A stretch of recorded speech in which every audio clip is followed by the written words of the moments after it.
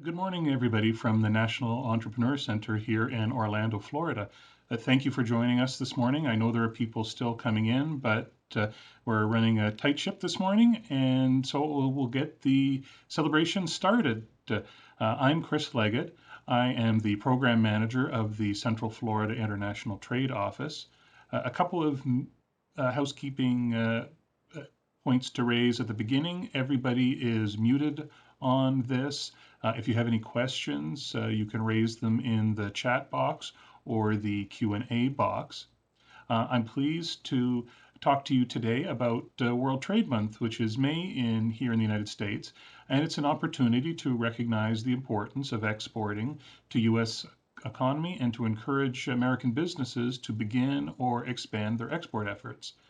World Trade Month was first celebrated as World Trade Week in 1927 by the Los Angeles Chamber of Commerce.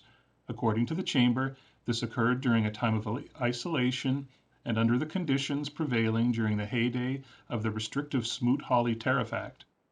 In 1935, President Franklin Delano Roosevelt made World Trade Week a national observance to be celebrated during the third week of May each year.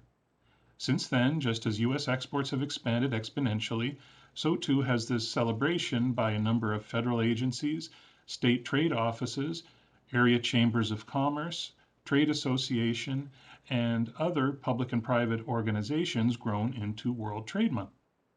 I am pleased to have the opportunity to celebrate the importance of trade to Central Florida this morning, and we will do so by starting off with some remarks from Orange County Mayor Jerry Demings in just a moment.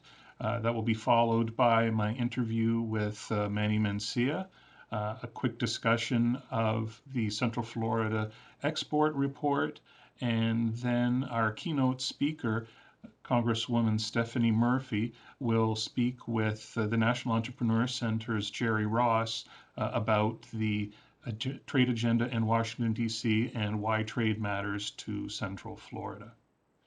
So with that, I am going to start off by sharing a message of welcome from Mayor Demings. And let me just pull this up. Hello, I'm Orange County Mayor Jerry Demings. It is my pleasure to kick off International Trade Month in Florida and to thank the Central Florida International Trade Office for their role in the region. With nearly 96% of the world's consumers and 75% of global wealth outside the United States, international trade is vital to our overall economy. According to the U.S. Department of Commerce, every $1 billion of exports supports 5,700 jobs. Enterprise Florida has stated that roughly 1 in 7 Florida manufacturing jobs depend on exports. As our economy slowly recovers, we know the impact international trade has on job creation and economic growth in Central Florida. I would like to thank the Central Florida International Trade Office for publishing the Central Florida Export Report. The report identifies our competitive global markets and where we can target our efforts to promote exports from local small businesses and entrepreneurs to grow their sales and diversify their markets. As a hub for technology, Central Florida is successfully exporting in advanced manufacturing, aerospace and defense, biotech and pharmaceutical, medical technology, and optics and photonics, which equals $2.5 billion in exports for these 5 priority sectors. For more information about the trade resources and companies engaged in trade, please reach out to the Central Florida International Trade Office. Thank you for doing business in Orange County. Thank you very much, Mayor Demings, for your support of CFITO and of World Trade Month here in Central Florida. I think his remarks have really underscored that international trade is something that benefits all businesses, and it is something that all businesses in Central Florida really need to engage in. Now I would like to share with you a discussion that I had last week with Manny Mencia, who is the Senior Vice President of International Trade and Business Development at Enterprise Florida. And with that, I will share the video. Thank you for joining me this morning, Manny. And maybe to start off, could you let us know a little bit about your journey to becoming the #1 cheerleader for the state of Florida businesses exporting? And I decided perhaps to work for a year before I, went to law school.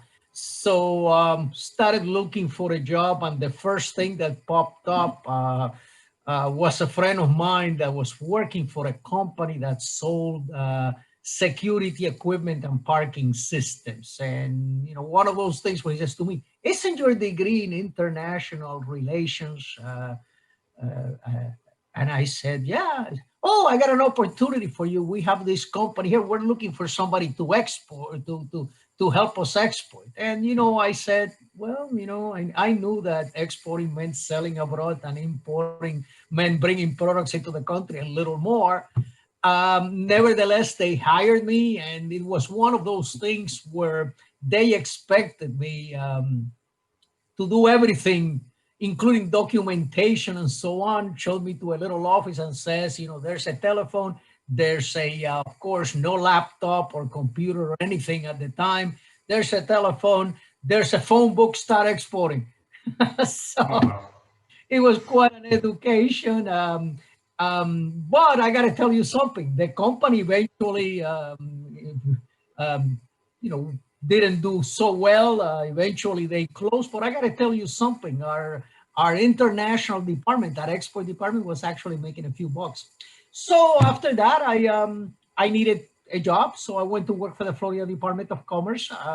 Somebody referred me to the guy that ran international at the time. I joined the department. I was there for 2 or 3 years. When retirements kind of kicked me to the top, I became the bureau chief in Miami, and took it from there. We're fortunate to have a lot of small companies in Central Florida that are looking to maximize their growth and increase sales. But unfortunately, many of them believe that they're not big enough to start exporting. They might have heard a story like yours where a business has gone under, not because of exporting, but that it didn't help them. But maybe could you bust a few myths and give them an idea why they should consider selling into the global marketplace? Well, look, I believe if you're a Florida manufacturer, if you're a Florida high-tech company, if you're a value-added service provider working in the state of Florida, you can't afford not to engage in international business. Florida has so many advantages. Our geographic position in the epicenter of the Western Hemisphere, an unsurpassed infrastructure of airports and seaports, a tremendous service, professional service support sector that is available to support our exporters. And last but not least, a multicultural population that allows us to hire people with various skills and languages and so on. For Florida companies,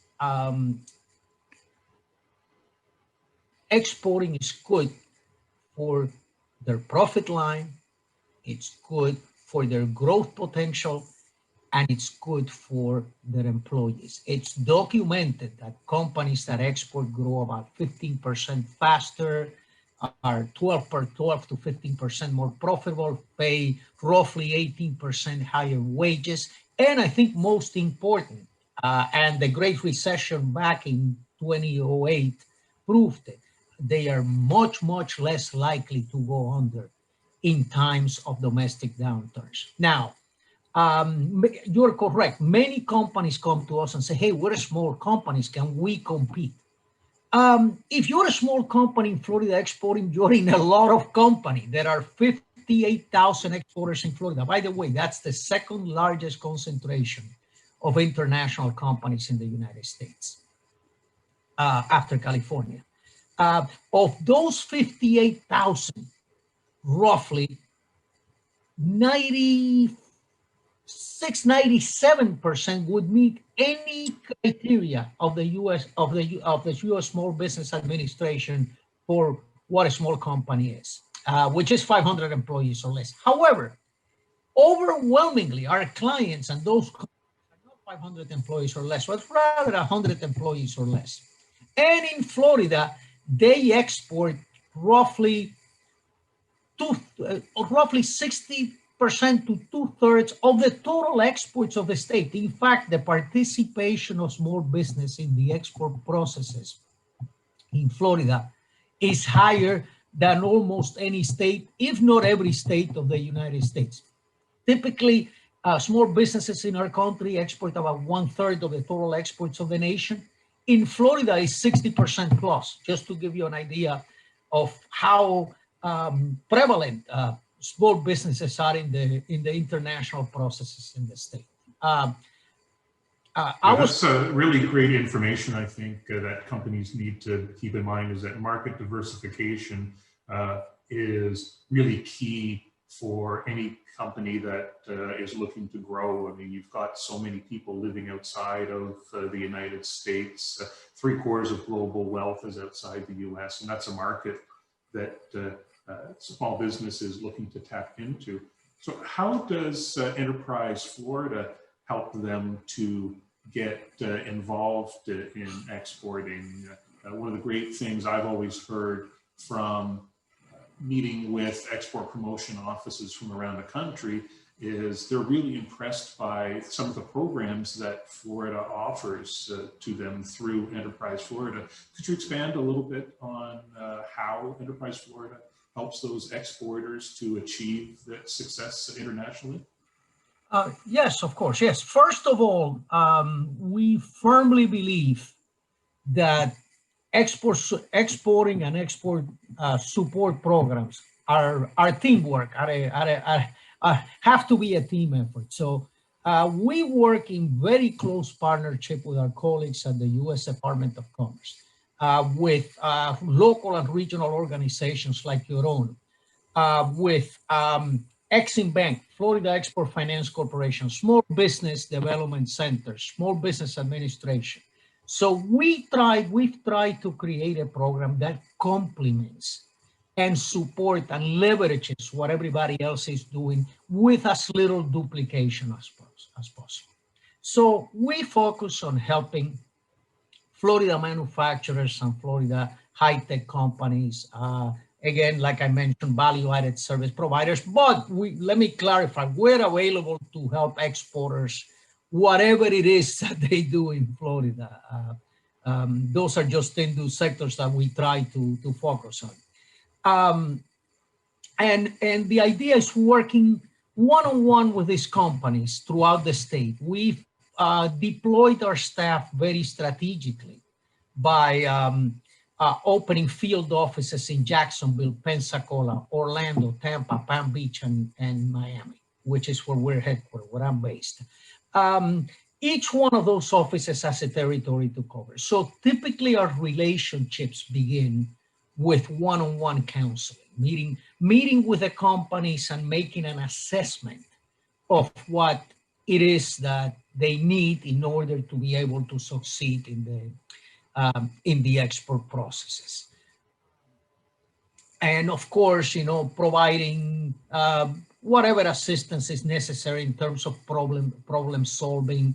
What are the best tactics to enter markets, etc. Then we offer these companies a variety of programs. One of the best for the smaller companies is our export marketing plan program, which is a partnership with the Small Business Development Services, where we help them create a customized, company-specific roadmap to the international markets to export. We also, that to me, that's usually a very good first step if a company hasn't done it already. Then besides that, we provide, based on those markets that the company is interested, the necessary market information for them. And then we do or try to encourage them to venture into the markets. And probably what we're best known for is our export outreach through trade shows and trade missions. We try to invest the overwhelming majority of our budget, of our promotional budget, in helping companies get into the markets. Into one, help flying clients through trade missions and trade shows. And two, just as very important in Florida, help them diversify their exports. Why? U.S. Department of Commerce data tells us that the overwhelming majority of small exporters, who are the majority of our exporters, do business in 1 to 3 markets.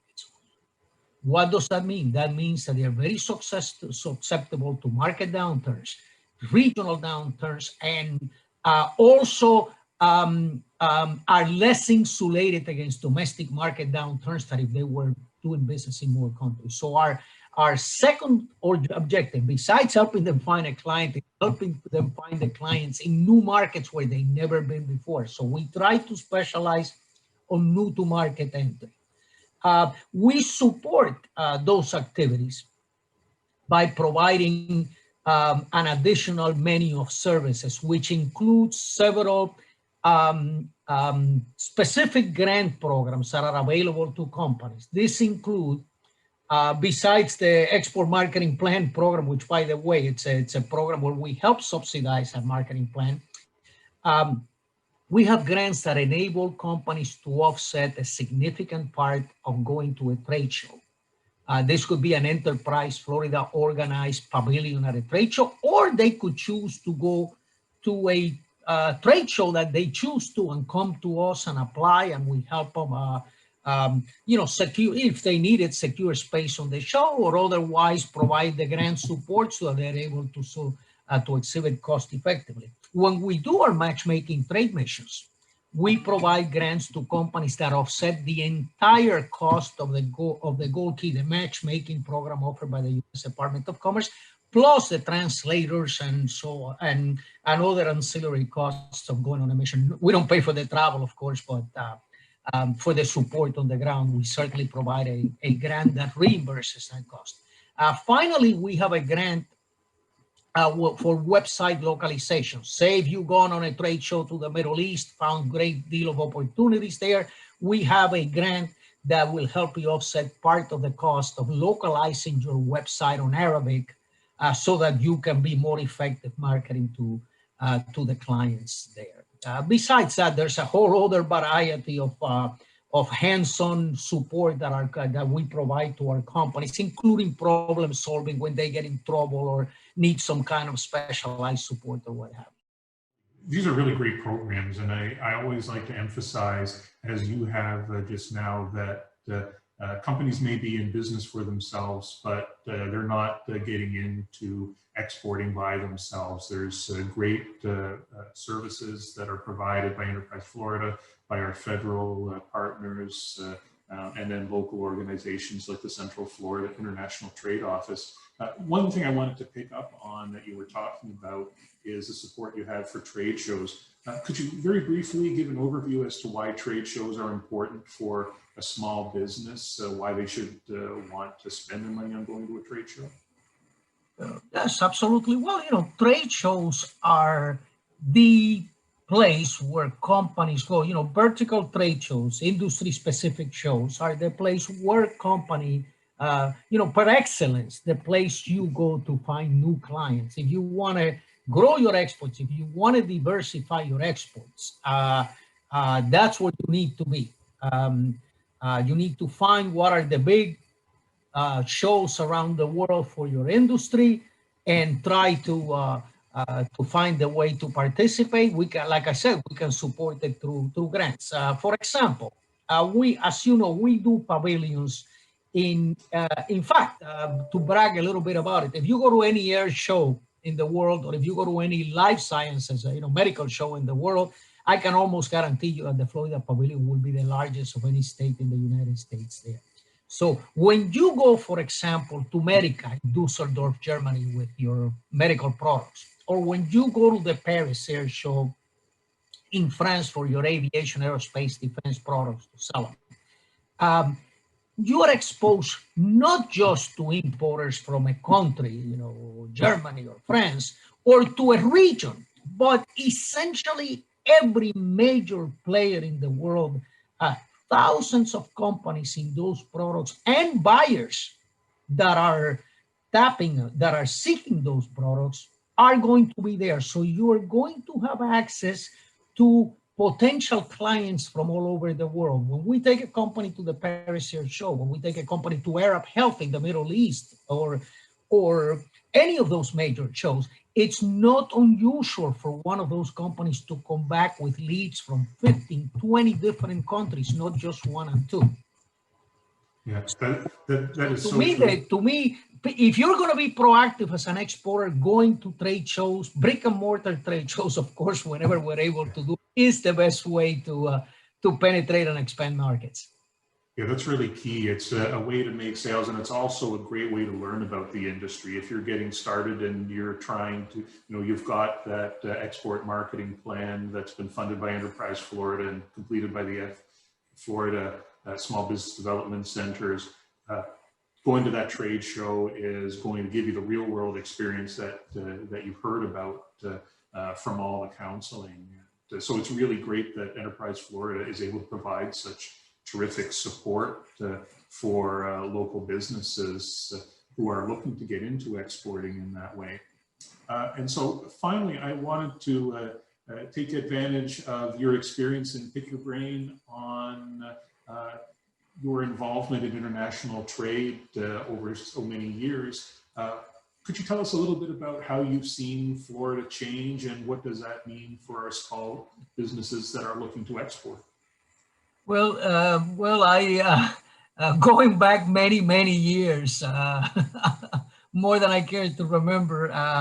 Florida was a very provincial, in many ways, state when it comes to international business back then. I think the entire state exported something in the neighborhood of $1.5 billion when I came into the scene, and there were an aspirational goal in the state at the time of becoming, in some way, the gateway to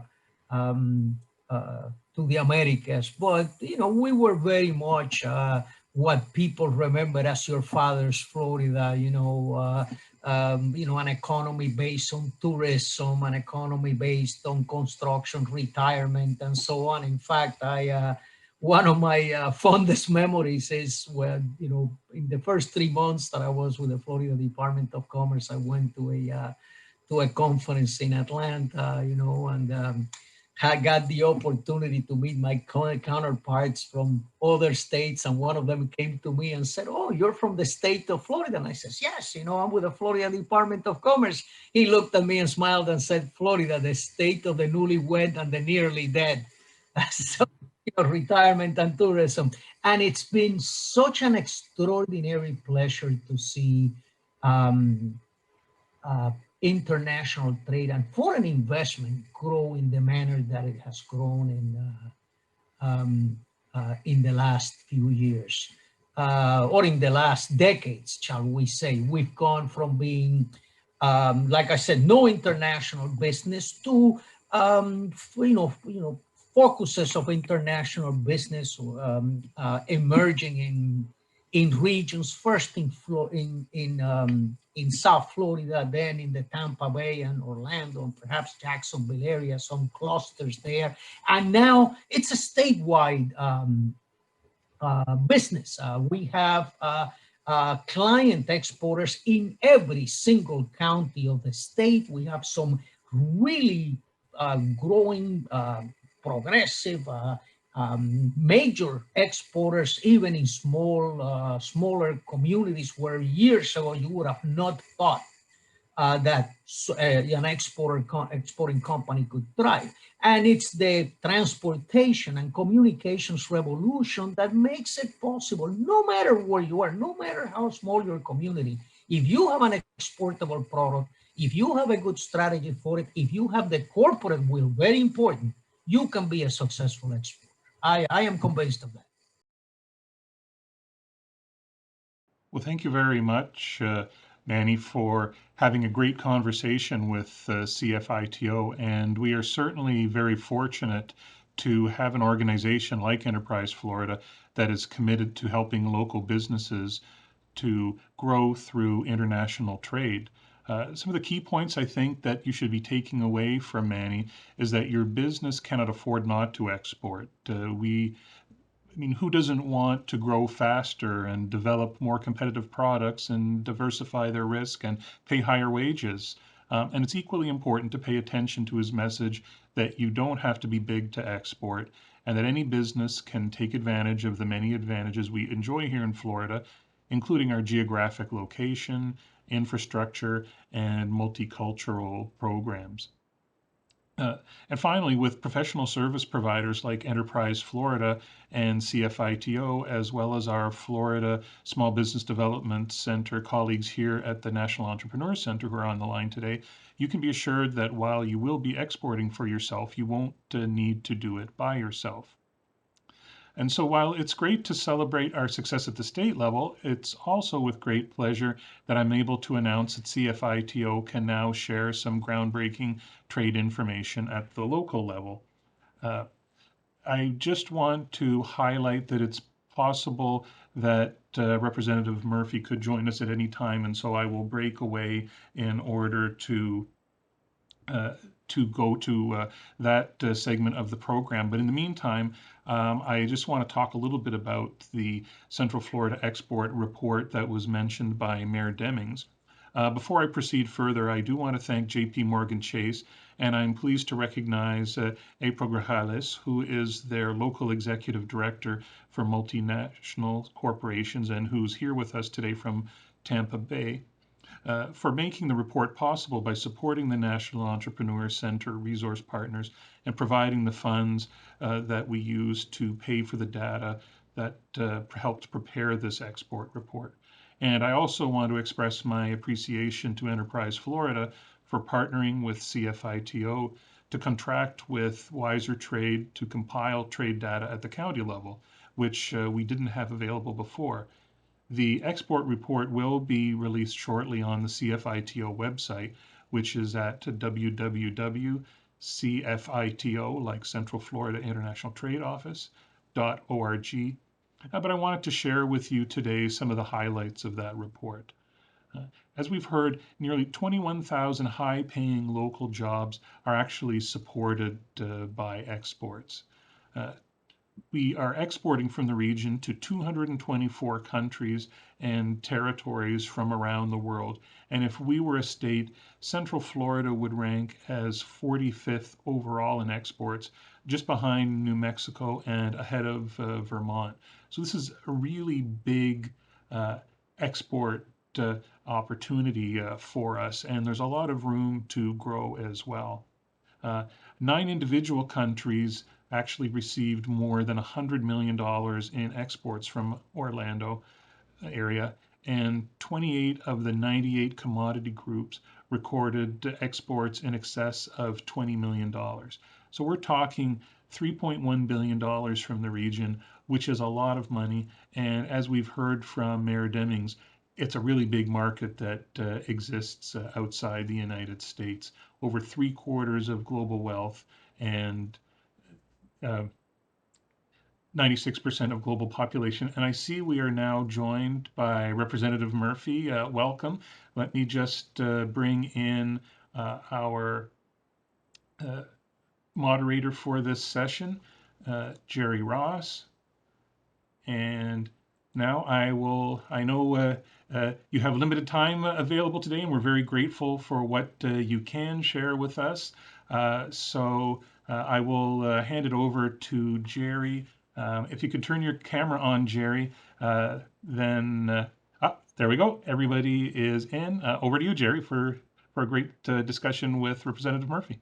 Great. Thank you, Chris. And great to see you again, Congresswoman Murphy. Great to see you. Thank you for joining us. I know your time is limited, but I need to tell people your amazing background.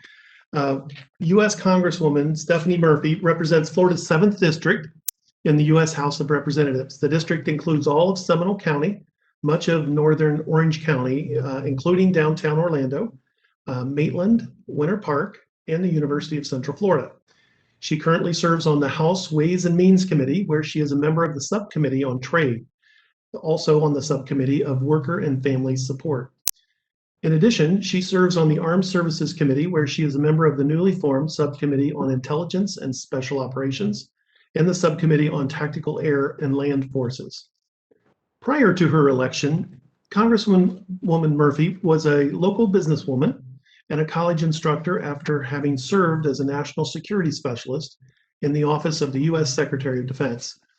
There, she received numerous awards for her distinguished service, including the Secretary of Defense Medal for Exceptional Civilian Service. She holds an MS in Foreign Service from Georgetown University, a BA in Economics from the College of William and Mary. She lives in Winter Park with her husband and her 2 young children, and it is my honor and privilege to welcome Stephanie Murphy. Thank you for joining us today. Thanks so much for having me, and thanks for the kind introduction, Jerry. Good to You be bet. here. We're going to jump right in and get to it. I mentioned in your bio that you have business experience before you were elected.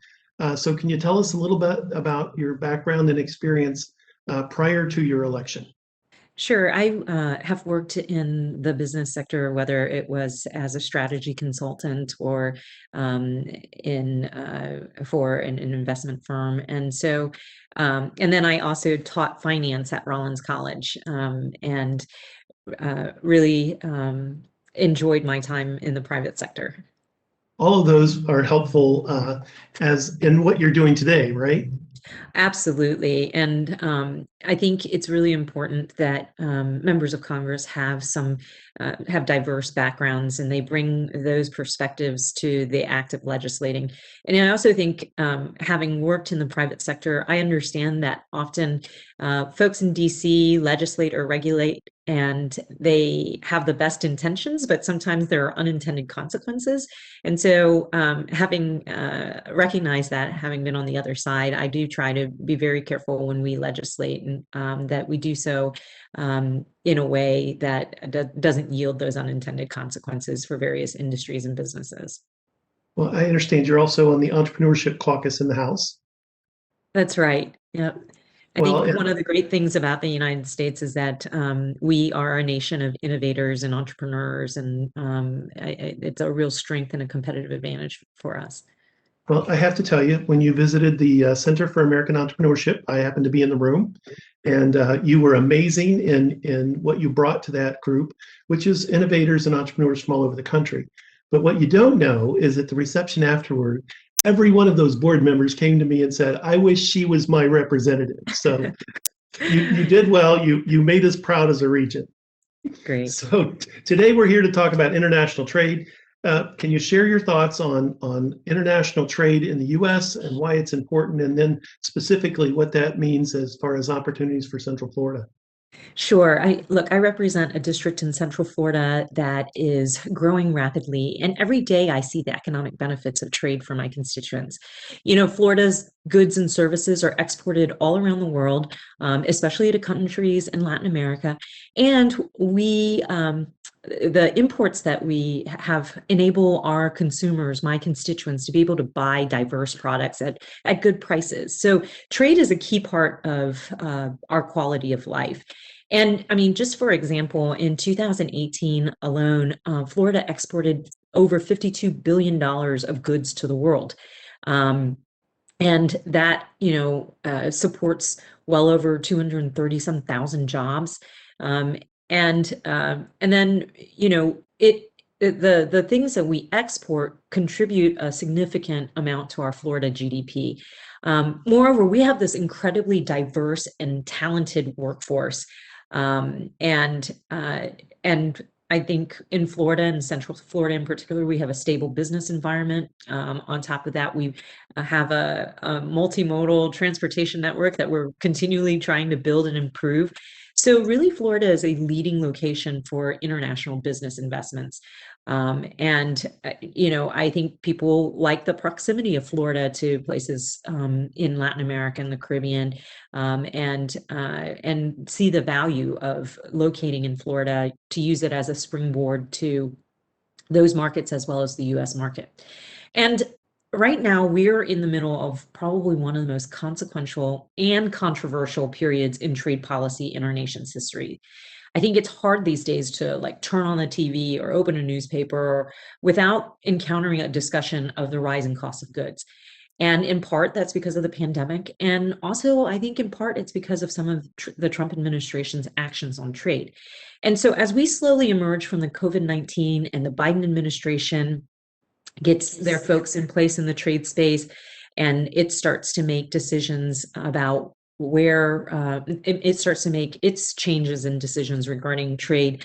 I think that it's a real potential to try to lay the foundation and the trade space to enable economic growth and jobs for Florida and America.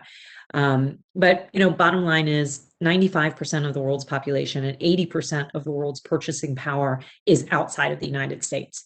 So what we have to do is ensure that we have smart trade policies that allows us to expand trade in a way that's free and fair, and enables economic growth and American jobs.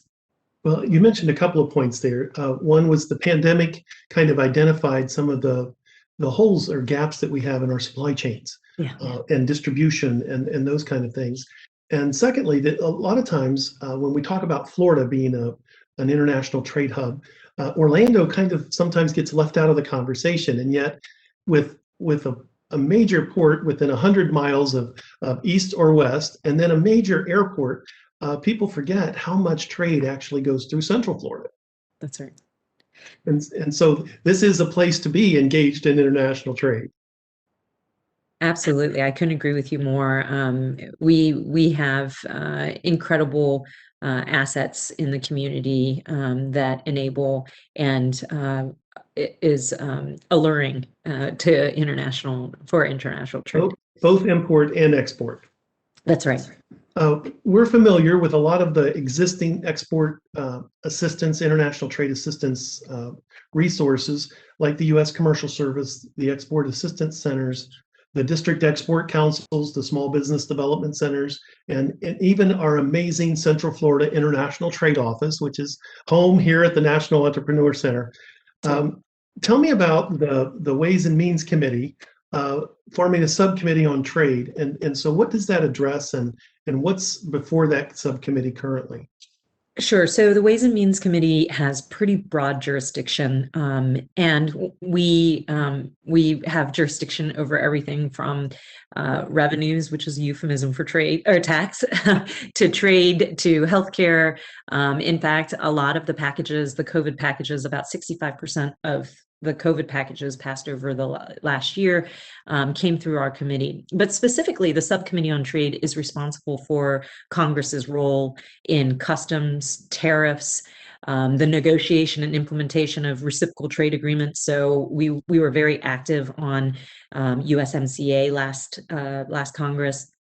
And we also are responsible for the international trade rules and international organizations. So we want to make sure, that the Trade Subcommittee also addresses any specific or special trade related problems involving market access, competition, export policy and promotion. Also, we want to make sure that we shine a light on and highlight and address any unfair import practices like anti-dumping or countervailing duty provisions. And we also deal with adjustment assistance and programs to encourage competitive responses to imports. And finally, the subcommittee also oversees the budget authorizations for the customs revenue functions of the Department of Homeland Security and the U.S. International Trade Commission, as well as the U.S. Trade Rep. And she was just before our committee for the first time last week, laying out her vision for what the Biden trade policy will be. And so I'm one of 11 House Democrats on the subcommittee. We're joined by 5 Republicans. And I'm really proud to be a pro-trade voice on that committee. I held the Trump administration accountable for their actions that restricted trade, and I intend to do the same with the Biden administration if necessary, just because our community and our state is so heavily dependent on trade. We want to make sure that we're fighting to ensure free and fair trade, and to the benefit of my constituents and our country. Is there any particular piece of legislation, any particular topic that we should keep our eye on and dig into? Well, I think, it's going to be a busy year. As I mentioned last week, we had U.S. Trade Ambassador Tai. She is actually previously the chief counsel for the Ways and Means Committee, and then we're proud to see her move on to being the U.S. Trade Rep. And, we have a familiar working relationship with her, and I think that that's a good starting point. I think in that committee, and it kind of gives you a sense of what's on our plate. We talked about the WTO vaccine waiver decision at length, with a lot of questions around, what impact does that have on American IP, just how and by whom it should be used, while we all share the same goal of ensuring that we get our handle on the pandemic, because we've learned that, our borders are a little bit porous when it comes to the virus. We want to make sure we do so in a way that isn't damaging to American industry and American IP. I think some other things that we talked about was Section 301 China exclusions. I think that, a lot of businesses had some trouble with the lack of transparency on those policies. Also, the unpredictability of the China trade policies of the last administration. And so Ambassador Tai has committed to conducting a top to bottom review of the existing policies there. And then how can we move forward? And I think the other thing the committee will be really focused on is, as I mentioned, we negotiated USMCA last Congress. We'll be focused on ensuring enforcement, especially around labor and environmental regulations, that enforcement is, provide oversight on the implementation of that trade agreement. And then, there's just so much else going on. We'll probably talk about Airbus. Right? What's that? What do you do in all your spare time, right? A couple other things I'll just mention is the Boeing Airbus WTO dispute, where, the retaliatory tariffs are currently in the midst of a 4-month pause, but we have to see if that dispute can be addressed. There's a lapsed trade preference program. We'll look at maybe potentially revitalizing the conversation and the negotiation around the Pacific and Atlantic trade agreements. Also, maybe taking a look at new trade agreements with the UK and Kenya. So there are a ton of things on our plate, and a lot of these things will directly affect Central Florida businesses, especially businesses that import or export goods, and it will affect our consumers, because any consumer who's consuming an imported good that has been subject to retaliatory tariffs are finding that the cost of those goods are on the rise. And so we want to make sure we have ourselves set up for the best and most robust economic recovery coming out of this pandemic, and trade policy is a significant part of that. I attended a meeting yesterday with real estate professionals in the area looking at tourism in Florida. And you mentioned the pandemic and the vaccines, and we're seeing a real resurgence of domestic travel, but the international travel is still, which is considered international trade when you look at 77 million visitors to Central Florida, that's been severely impacted. So anything we can do to help return that international travel piece, huge impact here in Central Florida. Yeah, absolutely. And I think we've been working also with the cruise industries to find ways to safely reopen and set sail again, so to speak, in a way that's safe and secure for folks who want to vacation that way. Right. What would you recommend that local businesses or entrepreneurs who are involved in international trade, both import and export, do to ensure that Central Florida's trade priorities are being addressed along with the other major players in international trade? Well, Any suggestions of what they need to do?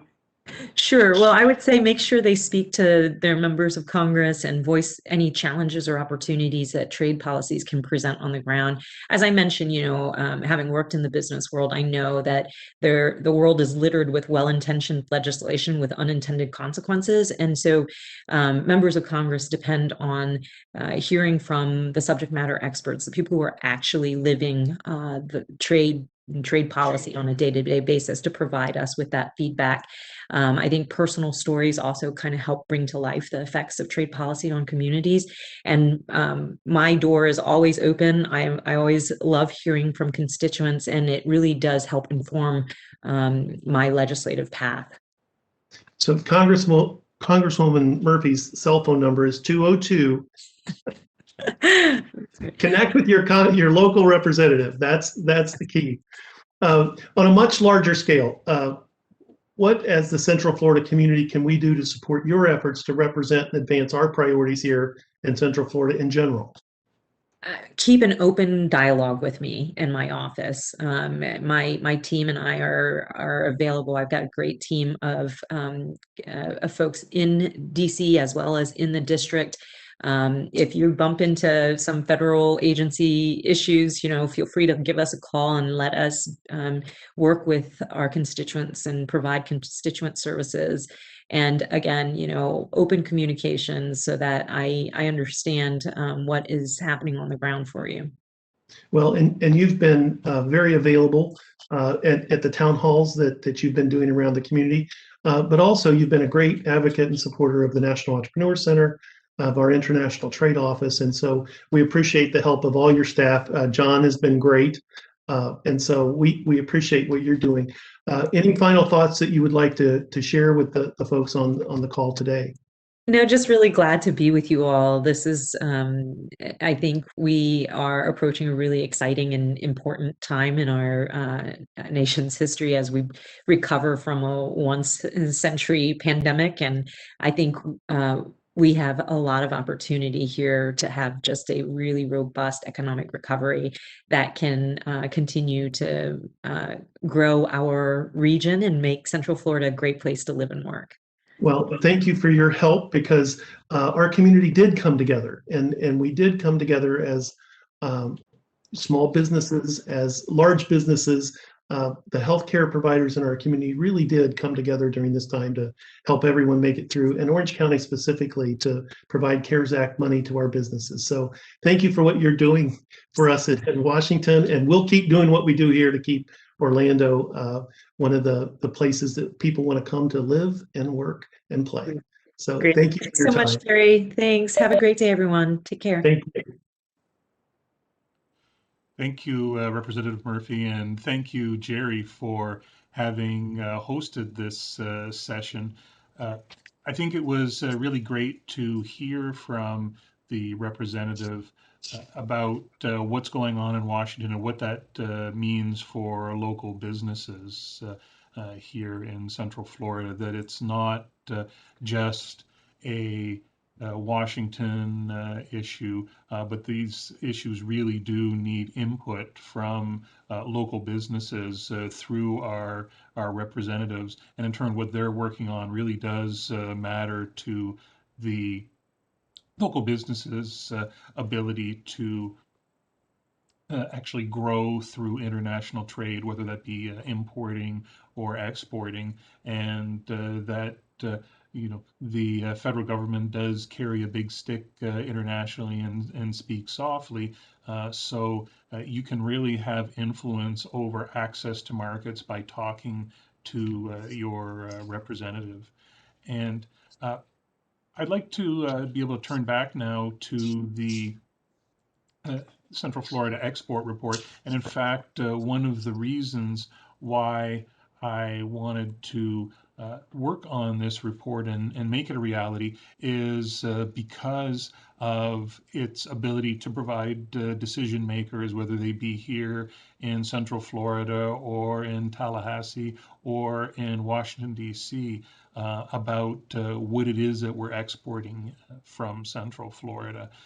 Wiser Trade, who we contracted with, did an amazing job putting together information at the county level that we didn't have before. And so when I'm talking about Central Florida, I'm really looking at the Orlando metropolitan statistical area. So that would be Orange, Osceola, Lake, and Seminole counties that we're looking at.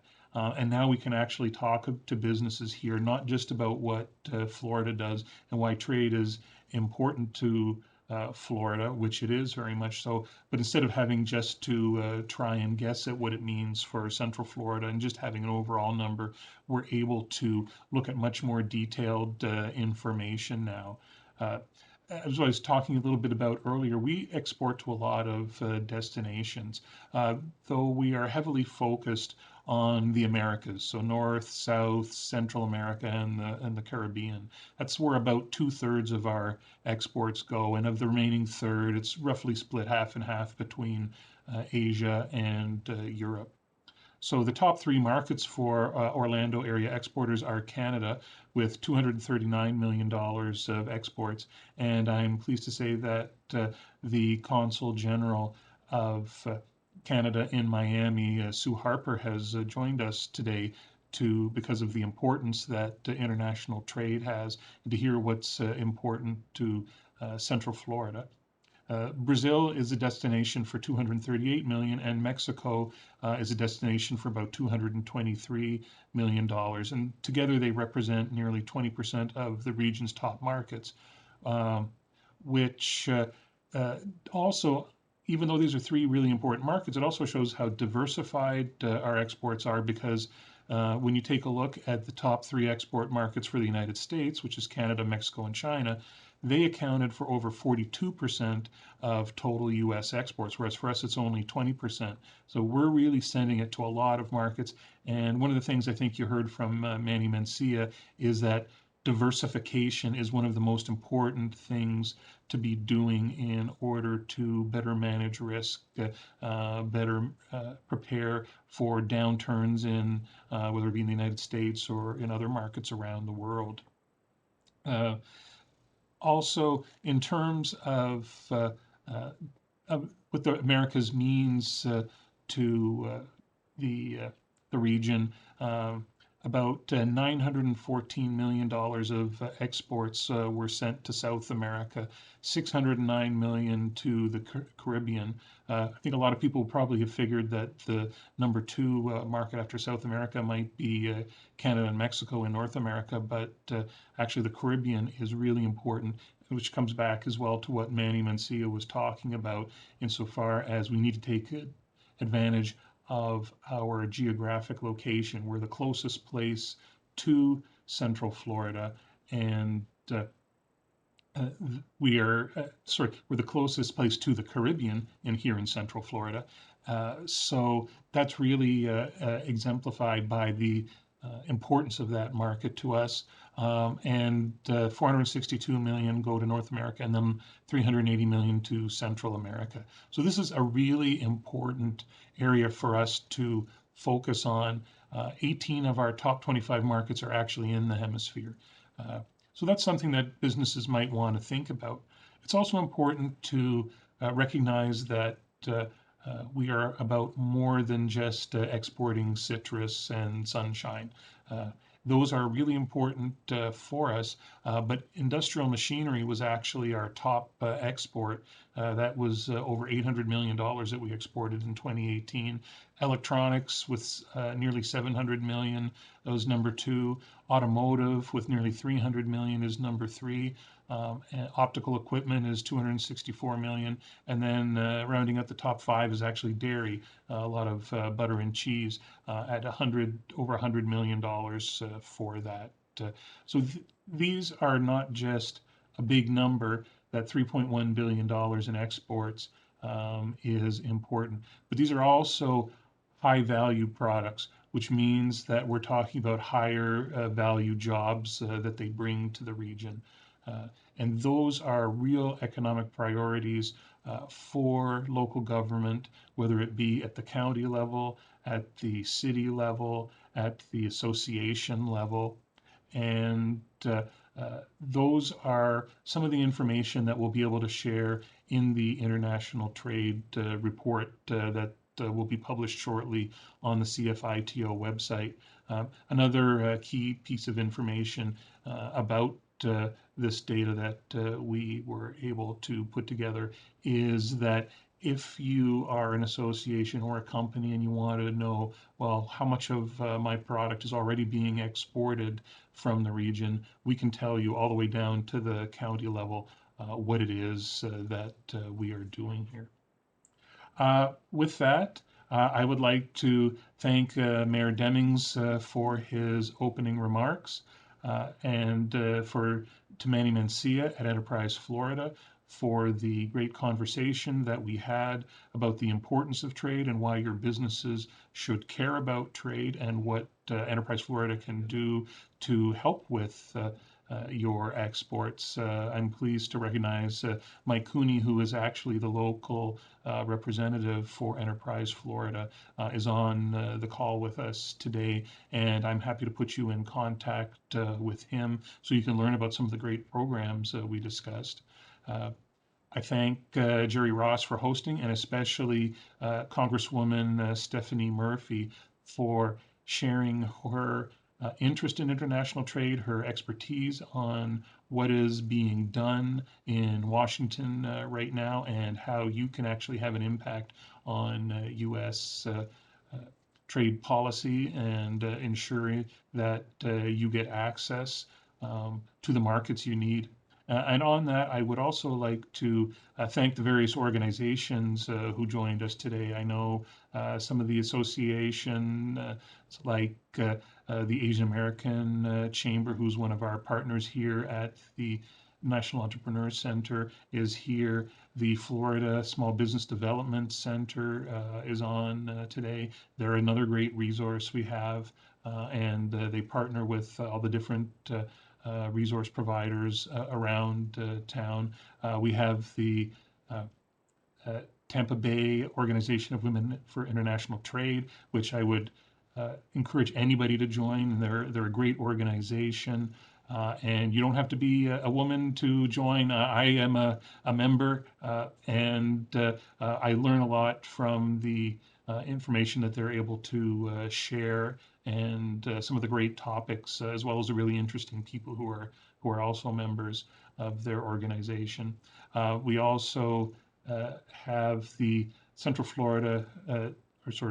North Florida District Export Council, of which I am the Vice Chair for Trade Policy. That's a great way to get involved, and it's also a great way for local companies to get some mentoring on what is involved in international trade, not just from resource providers, but also from companies that are actually engaged in international trade.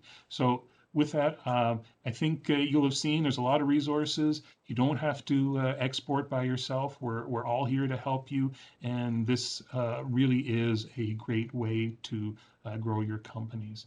So thank you for joining us today. I look forward to hosting you at future events, hopefully at a live event sometime in the next couple of months.